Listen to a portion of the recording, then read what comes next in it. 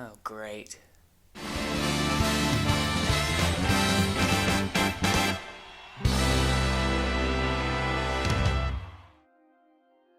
So at this point in time, if you are watching this video today, when this video drops, we are 3 days from the Game Awards.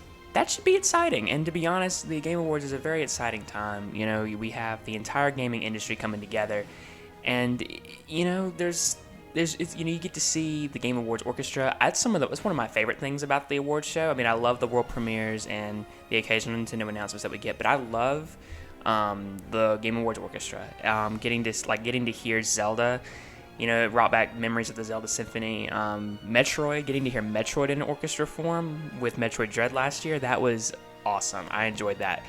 But I just wanted to make this video because after I saw that post, you know, it reminded me that we need to keep our expectations in check for this show. I mean, there are a lot of big moments in the Game Awards show. There's big announcements that are usually made.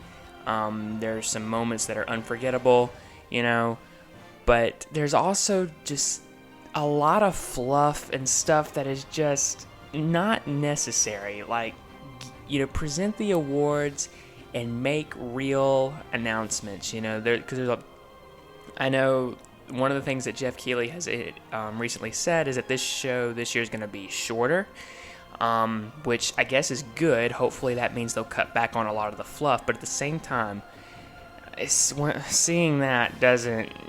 There's going to be big announcements, of course, but keep your expectations in check when going into the show. I really think that while there's going to be big announcements, there's also going to be lots of fluff and cringeworthy moments like that. Like, why the Muppets? Why? Like, why the Muppets? I don't understand. Like, I really don't understand. What do they have to do with the Game Awards? Like, what do they have to do with games? Like, I really, really don't get it. Most people watch the Game Awards for world premieres. I mean, and to see hopefully their favorite game win. You know, if they have a game that's been nominated for Best Action Adventure Game or Game of the Year, like, they will tune in for that, of course.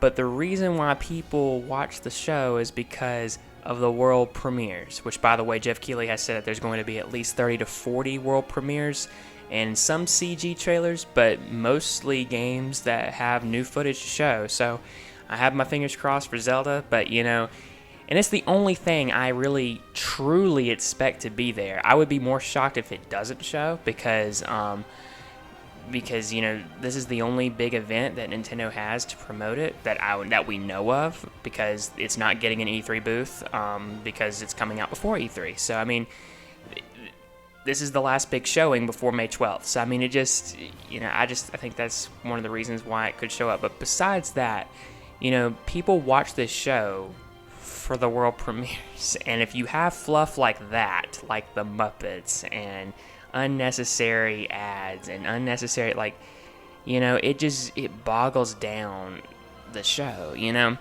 with Nintendo, they have recently stepped back from the Game Awards the past couple years. Like, they had Smash in 2020, they had nothing last year, zero. Doug Bowser got on stage to accept an award.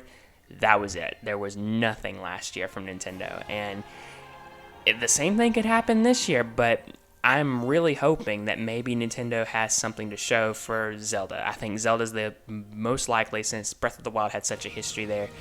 But the bottom line is, keep your expectations in check. I hope it's good, but at the same time, just remember that there's going to be a lot of fluff. I know there is. I'm just preparing myself for it. I will be live streaming this, and if you guys want to join me for a night of hype and hopefully not disappointment, and react to a new Zelda trailer together, hopefully, maybe, please, Nintendo, then you can click right here. Otherwise, until the next video, everyone, take care, and I will see you guys later.